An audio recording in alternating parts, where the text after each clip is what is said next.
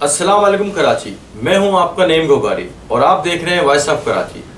Voice of Karachi نے انسانی حقوق کے نوجوان علمبردار سید اسد علی کی خدمات حاصل کر لی، جو کہ باقاعدگی کی بنیاد پر کراچی میں جتنے جیل بنے اور ان میں قیدی موجود ہیں ان کے ساتھ ہونے والے ناروا سلوک کے متعلق قانون کی بالادستی قائم کرنے والے اداروں کو آگاہی فراہم کر رہے ہیں۔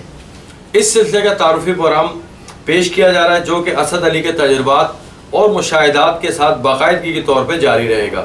دیکھتے رہیے وائس آف کراچی۔ السلام اسد بھائی۔ وعلیکم السلام۔ آپ قیدیوں کے مسائل پہ کام کرتے رہے اور کام کر رہے ہیں، آپ کے خیال میں قیدیوں کے اصل مسائل کیا ہیں؟ بھائی قیدیوں کے مسائل شروع ہو جاتے ہیں جیل کے دروازے سے، اور پوری جیل جو ہے وہ ایک مسئلہ ہے اس وقت جی۔ اور وہ مسائل جیل کے اندر بھی چل رہے ہیں، وہی مسائل عدالت کے اندر بھی چل رہے ہیں، اور جب قیدی رہا ہو کر آتا ہے، مطلب جو ہمارا موجودہ نظام ہے اس کی کوئی قیدیوں کی تربیت تو باقاعدہ ہے نہیں، جب قیدی رہا ہو کر باہر آتا ہے تو اس کے ساتھ اس کی پوری زندگی مسئلہ بن جاتی ہے۔ وجہ اس کی پھر یہ بنتی ہے کہ قیدی بار بار جرم دہراتے ہیں جی، اور ان کا پراپر ایک کرمنل ریکارڈ تیار ہو جاتا ہے۔ جو شخص ایک دفعہ جیل گیا وہ پھر بار بار جیل گیا۔ ہماری جو جیلیں ہیں وہ منظم جرم کی درسگاہیں ہیں، وہاں پہ جرم سکھایا جا رہا ہے۔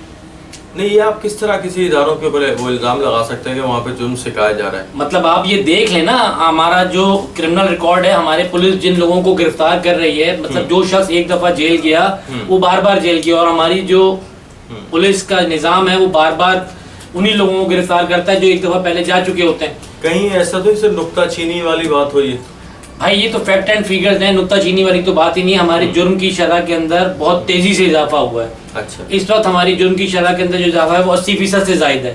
مطلب ہمارے پاس 80% ایسے لوگ ہیں جو ایک دفعہ جیل گئے تو وہ پھر دوبارہ جیل گئے۔ 100 میں سے 80 قیدی ایسے ہیں جو ایک دفعہ جرم کے مرتکب ہوتے ہیں تو وہ پھر بار بار مرتکب ہوتے ہیں۔ 20% لوگ ایسے ہیں جو جرم سے باز آ جاتے ہیں۔ اس بات میں کیا میسج دینا چاہتے ہیں آپ؟ میسج اس کے اوپر یہی ہے کہ جو ہمارے ادارے ہیں ان کے اندر اصلاحات کی ضرورت ہے، ہمارے جیل کے اندر پراپر تربیت کی ضرورت ہے، ہمیں ان کو فوکس کرنے کی ضرورت ہے۔ ہمارا جو ادارہ جیل ہے وہ پراپر تربیت نہیں کر رہا قیدیوں کی، وہ جرم کے مرتکب جو شہری ہیں ان کو صحیح اصلاحات فراہم نہیں کر رہا۔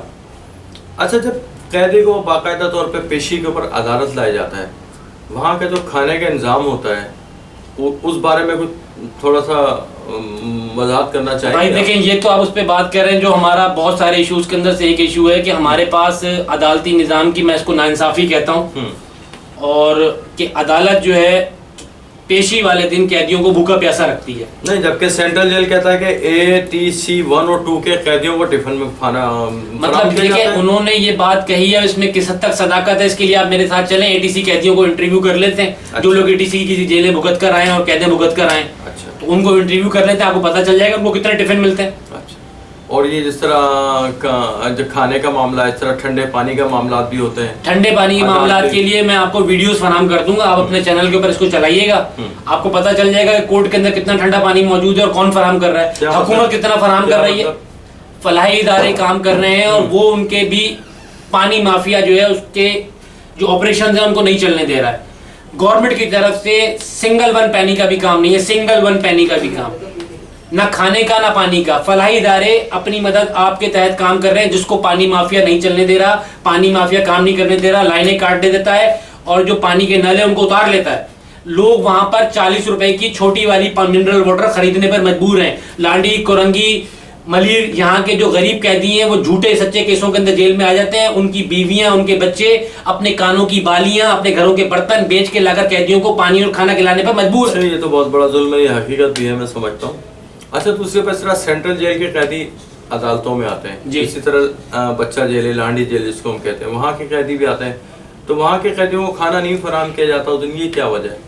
بھوکے رہتے ہیں، اور ہمارے پاس ابھی تک اس چیز کو فوکس نہیں کیا گیا، جبکہ ہمارے پاس جو پریزن رول ہے، پریزن رول کے اندر یہ بات طے ہے کہ قیدی جو ہے جیل تبدیلی پر جائے گا یا عدالتی سنوائی پر جائے گا۔ اگر اگلے وقت کا کھانا اس کا ٹائم ہو گیا تو اس کو کھانا جیل پرووائڈ کرے گی، جیل کو وہ کھانا فراہم کرنا جیل کی ذمہ داری ہے۔ اگر کھانا فراہم نہیں کر رہے تو اس کو اس کھانے کا پیسہ دیں گے، جیل انتظامیہ اس کو اس کھانے کا پیسہ دے گی، لیکن ہمارے پاس یہ کوئی چیز پریکٹس کے اندر نہیں ہے۔ مطلب یہ وہ گیپ ہے جس کو آج تک فوکس نہیں کیا گیا، دیکھا نہیں گیا۔ اسی وجہ سے ہمارے ملک کا جو عدالتی نظام ہے دنیا کے اندر 120ویں نمبر کے اوپر ہے۔ ہم اس چیزوں کو جب تک فوکس نہیں کریں گے، ہمارا یہ جو خواب ہے، جو ہمارا ویژن ہے کہ ہم پاکستان میں عالمی معیار کی جیلوں کا قیام عمل میں لانا چاہتے ہیں، یہ مکمل نہیں ہو سکتا۔ اس کے لیے میں عدالتوں میں درخواستیں دے رہا ہوں، لوگوں سے رابطے کر رہا ہوں، سماجی اور سیاسی شخصیات سے ملا ہوں، ان کو بتا رہا ہوں، اور اب میں یہ امید رکھ رہا ہوں کہ اس کے اوپر مزید بھی آگے کام ہوگا، اور میں جتنی کوشش کر سکتا ہوں اتنی کروں گا انشاءاللہ۔ اسد بھائی، سننے میں آیا کچھ ٹرسٹ سماجی ادارے جو ہیں وہ قیدیوں کو کھانا فراہم کر رہے ہیں، وہ کہتے ہیں کہ جتنے قیدی آتے ہیں وہ ہم سب کو کھانا فراہم کرتے ہیں عدالتوں میں، یہ کیا ہے، حقیقت کیا ہے یہ؟ نہیں بھائی دیکھیں، انفرادی سطح پر آپ کام کریں یا میں کام کروں، ہم نے اپنی حیثیت کے مطابق ہی کام کرنا ہے۔ اگر کوئی سماجی ادارہ ہے اور اس کی نیک نیتی اس کے اندر شامل ہے کہ وہ بھوکے قیدیوں کو کھانا کھلانا چاہتا ہے، لیکن وہ کتنا کھانا کھلا سکتا ہے؟ روزانہ کی بنیاد کے اوپر 700-800 قیدی، 650 قیدی، کبھی 700 قیدی، کبھی 800 قیدی صرف سٹی کورٹ کے اندر آ رہا ہے، ملیر کورٹ اس کے علاوہ ہے، ATC کورٹ اس کے علاوہ ہے، CNS کورٹ اس کے علاوہ ہے۔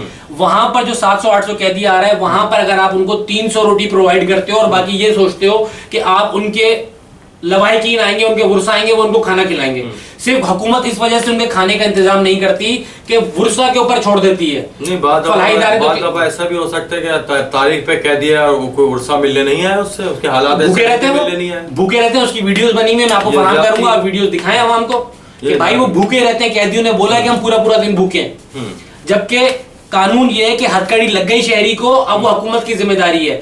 جتنا ایک آزاد شہری کی ذمہ داری حکومت پر ہے، اس سے کہیں زیادہ ذمہ داری ایک گرفتار شخص کی، کیونکہ وہ پابند سلاسل ہے۔ اب وہ نہ اپنے لیے کما سکتا ہے، نہ وہ اپنے لیے پکا سکتا ہے، اب حکومت نے اس کو کھلانا ہے۔ حکومت عدالتی پیشی کے دن عدالتی احاطے میں ججز کے سامنے ان قیدیوں کو بھوکا پیاسا رکھتی ہے۔ بس اسی چیز کے اوپر ہم بات کر رہے ہیں، یہ تو ایک ظلم ہے جو کہ عدالت کے اندر سامنے آ جاتا ہے۔ آپ جیل کے اندر چلے جائیں گے تو ظلم کی ایک بڑی فہرست ہے۔ میں اس کو کہتا ہوں کہ ہماری جو جیلیں ہیں، موجودہ جیلیں، اس وقت یہ جرم کی باقاعدہ درس گاہ ہیں۔ یہاں پر جو شخص ایک دفعہ جاتا ہے وہ اپنا گینگ بنا کر نکلتا ہے، جرم سیکھ کر نکلتا ہے۔ اچھا، دوسری بات یہ میں کہنا چاہ رہا ہوں، یہ جو آپ نے 600 یا 700 قیدیوں کو بتایا کہ وہاں پر آتے ہیں باقاعدہ اپنی پیشی پر، تو اس میں خواتین قیدی بھی آتی ہوں گی؟ جی بالکل آتی ہیں۔ اچھا، ان خواتین قیدیوں کو کھانا فراہم کیا جاتا ہے یا 300 روٹیاں جو مردوں کو دی جاتی ہیں؟ بھائی ان کے کھانے کا جو 300 روٹیاں ہیں وہ نیچے مردوں کے لیے ہیں، جو خواتین ہوتی ہیں، خواتین کوئی الگ سے نہیں ہے، وہ ایک ہی کوریڈور ہے بخشی خانے کے اندر، اسی کے اندر عورتوں کا بھی جو ہے سیل موجود ہے، اسی کے اندر جو ہے مردوں کا بھی سیل موجود ہے۔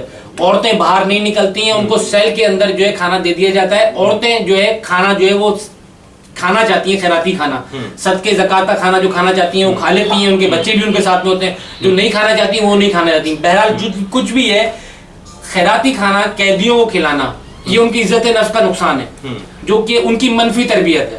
حکومتی سطح کے اوپر کھانے کا بندوبست ہونا چاہیے۔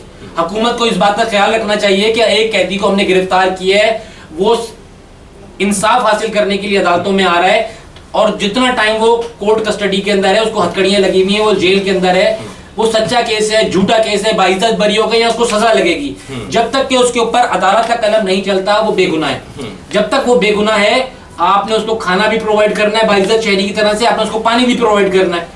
ہم ان چیزوں کو عمل کریں گے، اس کے بعد ہم دعویٰ کر سکتے ہیں کہ ہم ایک مہذب قوم ہے اور ہم اپنی عوام کو انصاف فراہم کرنے کے اندر کامیاب ہے۔ اس سے پہلے ہمارا دعویٰ جھوٹا ہے، ہم مہذب قوم نہیں ہیں۔ یعنی کہ اسد علی بھائی، آپ ان چیزوں پہ کام کر رہے ہیں اور آپ دنیا کو ان کا آئینہ دکھانا چاہتے ہیں کہ حقیقت میں کیا ہو رہا ہے۔ میں اپنے ملک پاکستان کے اداروں کو بہتری کے لیے کام کر رہا ہوں، اور میں چاہتا ہوں کہ میرے ملک کی جو جیلیں ہیں وہ دنیا میں کسی بھی جیل سے اچھی ہوں، کسی بھی جیل سے اچھی ہوں۔ پاکستان کے اندر ایک عالمی معیار کی جیلوں کا قیام عمل کے اندر لایا جائے، اور یہاں سے جو شخص ایک دفعہ گیا یہ اس کے لیے پراپر تربیت گاہ ہو، پراپر تربیت گاہ ہو۔ جب وہ وہاں سے باہر نکلے، اس سے پوچھا جائے کہ آپ نے جرم کیا کیوں، جرم کے عوامل پوچھے جائیں کہ آپ نے جرم کیا کیوں، اس کی ذہنی تربیت کی جائے، پوچھا جائے کہ وہ ذہنی طور پہ ایسا کیا مریض بن چکا کہ اس نے جرم کا مرتکب ہو گیا۔ جرم کرنا ایک صحت مند ذہن کا کام نہیں ہے۔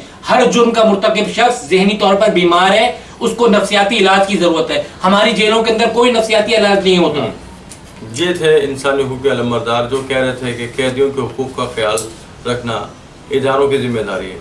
یہ تعارفی پروگرام سلسلہ ہمارا جاری رہے گا، آئندہ اور بہت ساری چیزیں لے کے آئیں گے۔ آپ دیکھتے رہیے وائس آف کراچی۔ اللہ حافظ۔